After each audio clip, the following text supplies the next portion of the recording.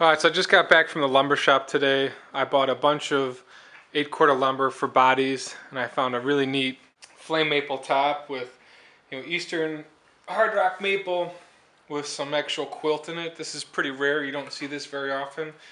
So I know this will really jump out with some yellow dye. I also bought some red cedar and Douglas fir over here. I'm going to make some tele bodies from that, some old style teles, and I'll probably use the fir for an arch top, maybe an arch top back. Then over here I bought some poplar, some one-piece solid poplar banks, and I also bought some more alder to make some backs. So I've got enough for about 10 bodies here, and I got 6 tops from that flame maple. The first thing I obviously got to do is process the raw lumber. I get my tele blanks, and this is my tele cutout shape, and I go through and I draw lines on the lumber where I know I'll get a tele body. I always leave a little bit on the edge. I don't cut this perfectly to shape. I leave about a 1/4 inch when I'm doing the rough cuts, just in case there's any movement or any splitting. I'll be able to cut that off. With the one-piece bodies, I cut these usually down to a raw 20 inches. That way if there's any movement, I'm not going to get any cracking. So now what I'll do is, since this piece is already cut, I'll put this through my sander. I'll sand both sides flat. I'll put an edge, and I'll take this and resaw it, and I'll go ahead and glue it up. Joiner here, set to be at the lowest possible setting, so less than even a 1/16. I always want to make sure I take the least amount possible. So what I'm going to do here is edge these boards. I got 3 of them I'm going to run through just to show you how you do it. When you're running these, you can always hear the tear outs. Now you can listen for the tear outs, and you want a smooth cut where it just goes bzzz. But if you're running the board and it goes bzzz, chicka chim bzzz, you'll hear tear outs, and that's what you want to avoid.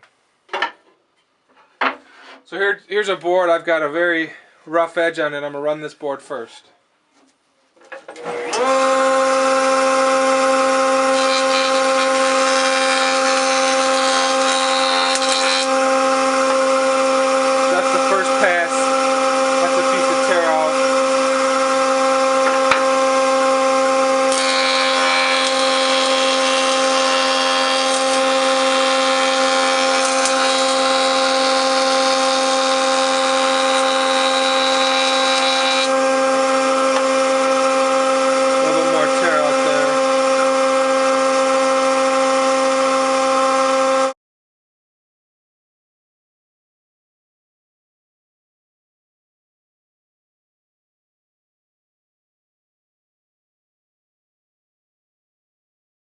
When I'm resawing here, what I do is I make a lot of relief cuts. When you're resawing, you really want to use a blade that's thinner, like a 3/8 blade. Here I've got a 3/4 blade because I'm doing a lot of resawing, so I'm just being lazy and I don't put the right size blade on because I am doing so much resawing. So what I do is I do a lot of relief cuts and just take smaller passes so the blade doesn't bind. Doing this, it does wear down my blade a little bit, but I go through so many blades of this size that I just want to get the body cut out. So I make a lot of relief cuts. What I like to do is when I'm cutting this out, you want to cut as close as you can to the template or to the line as possible. That way it's a lot easier to do the routing.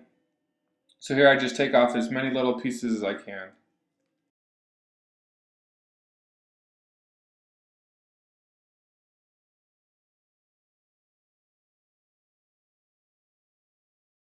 You always want to make sure you cut as close as you can to the template, so that way you have an easier time routing, and that's what I did here, is cut as close as I could.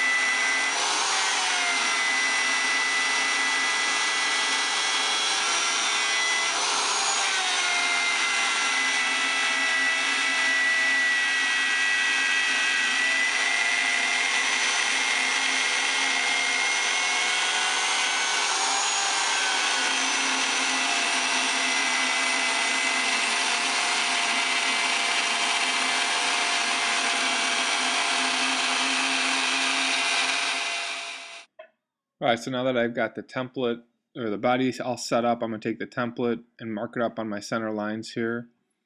Always make sure that the top and the bottom are centered off of the center line from the top join.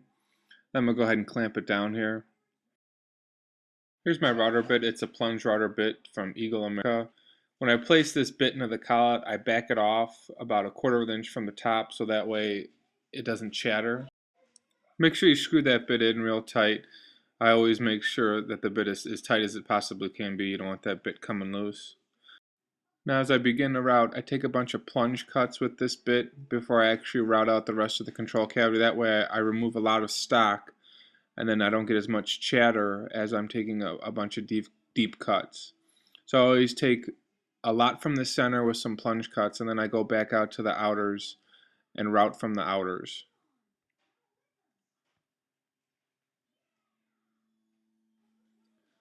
After I'm done routing, I'm going to do the neck here, and I've got a special neck template that shows me the distance from the heel to the neck pocket. So I've got that special template. It's also what I use to drill. I'm going to take my neck template router, and I have this separate, and I've got a little cutout there that's going to help me line up the body straight across that center line. Here, I'm going to reset the plunge piece, and again, I'm going to do the same thing. I'll take a couple plunge cuts, and then I'll go back to the outer side of the template and route. Here, this is where I'm going to be hollowing out the back of the body for the control cavity. I've got a big 3/4 bit with a top bearing, and I'm using my other router with a steady base to go ahead and take out as much as I can here. Template now for the control cavity. Now I've got another router with a 1/4 inch cutting bit, and I'm going to take about 3/16 for the control cavity, and you can tell I've got a bunch of different templates set up to help with this. This one doesn't have a vacuum attachment, so what I do is I route with one hand and hold the vacuum with the other, and I can pick up most of the chips here.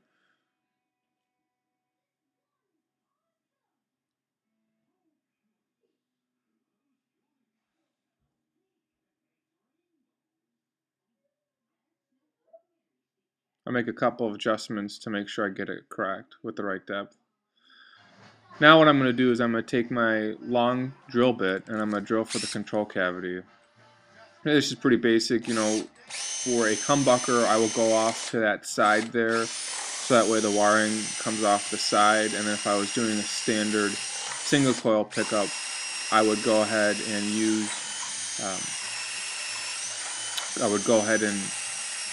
drill right at the center. So here you just keep pushing through, and I back in and out to make sure I get all the chips out. What's nice about this bit is you can place it in, and you're not going to get the movement.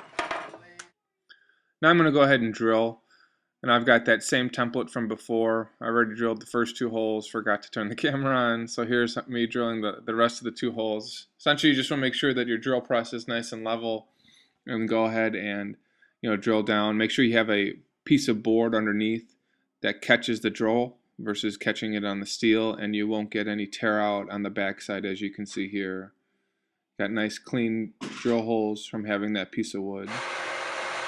Now I'm going to take the body to the sander, and I'm not going to show you this whole video, but what's essential here is that you're going back and forth in the sanding motion, that you're going back and forth, and you can see me rock. And so I've started here with 80 grit, and I'm just going to continually rock the body back and forth against the sanding.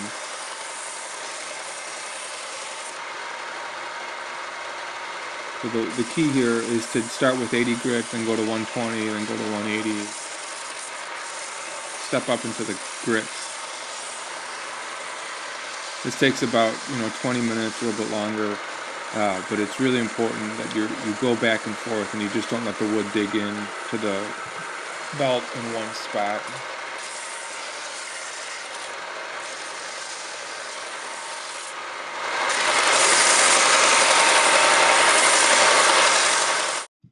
Here I'm going to put the edge on the guitar. I've got a 1/4 inch bit, and I'm going to go ahead and put it in my Bosch Colt router, which is great for this type of work. You always want to make sure you've got a newer bit, or at least a sharp bit, because now you will burn up the sides. So I've got a nice clean bit, brand new.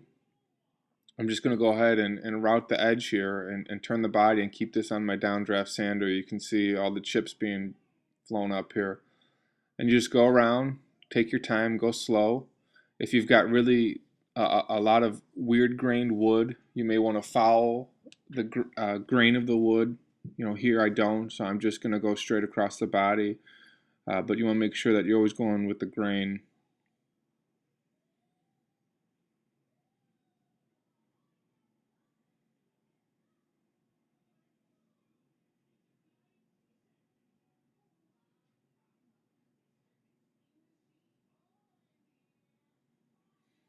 From here I'm going to start sanding, and sanding is the same with the belt sanding. You know, I start with an 80 grit, and I'm just going to move up. And I'm not going to show this whole video, but on the downdraft sander, it's really nice. All the dust goes down into the sander and it goes out the door there. And you just want to keep sanding and sanding and sanding to make sure that you get all the sanding lines out from the drum sander. What I always do before I start sanding is I spray my bodies down with water overnight, and that way I get the grain to be picked up, and that way the sanding is a lot easier, and you get the lines to really get picked up. So I start with 80 grit, and I'll move all the way up to 400 grit. What I do when I'm done sanding is I take a hand sander here, and I take that same grit I was just using, that 80 grit, and I'll put it on this little palm piece, and I'll go over the edges and make sure that I keep the same edge that I routed. And as I move up in grits, I'll continue to each time just go back over these edges to keep the edges nice and clean.